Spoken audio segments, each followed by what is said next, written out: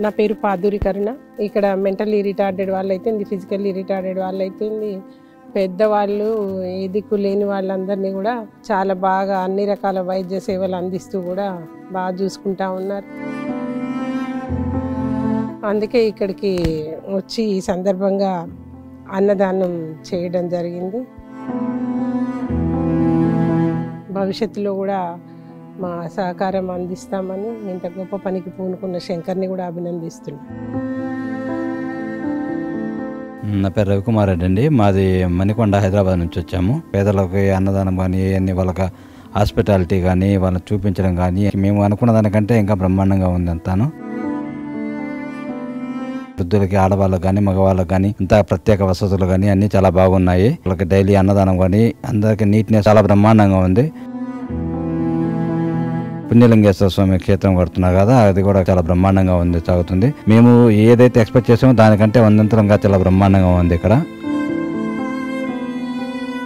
నా పేరు రాముడి యాదవ్ రెడ్డి. ఇక్కడ వచ్చిన తర్వాత రాగానే బ్రహ్మాండమైన ఆనందం కలిగింది. అభిషేకం చేపించారు, తర్వాత హోమం చేపించారు. దాని తర్వాత ఉన్న బిల్డింగ్ మొత్తం ప్రతి ఫ్లోర్లో చూసినాం. నాకు చాలా బాధ అనిపించింది. చాలా చాలా బాగుంది. ఎవరైతే దీన్ని స్థాపించిండో అతను చాలా ధర్మాత్ముడు, పుణ్యాత్ముడు. అతనికి భగవంతుని దయ ఉండాలని నేను కోరుకుంటున్నాను. నా పేరు అర్చన.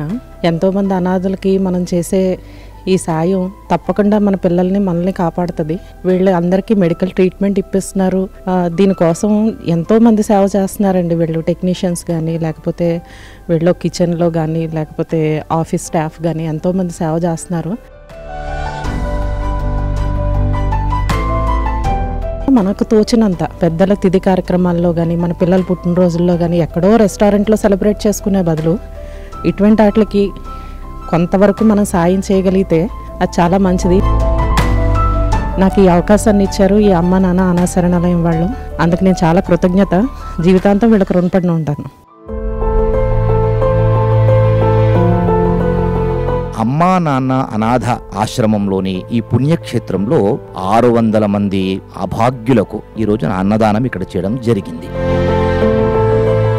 అన్ని పుణ్యక్షేత్రాలతో సమానమైనటువంటి క్షేత్రం అమ్మా నాన్న అనాథల పుణ్యక్షేత్రం. ఇక్కడ ఉన్నంత శుభ్రత ఒకసారి నేను తిరుమలలో చూశాను. మళ్ళీ అంతటి శుభ్రత ఇక్కడ మెయింటైన్ చేసేటువంటి ఈ యాజమాన్యం వారికి నిజంగా పేరు పేరున హృదయపూర్వకంగా అభినందనలు. వారికి హ్యాట్స్ ఆఫ్. నిజంగా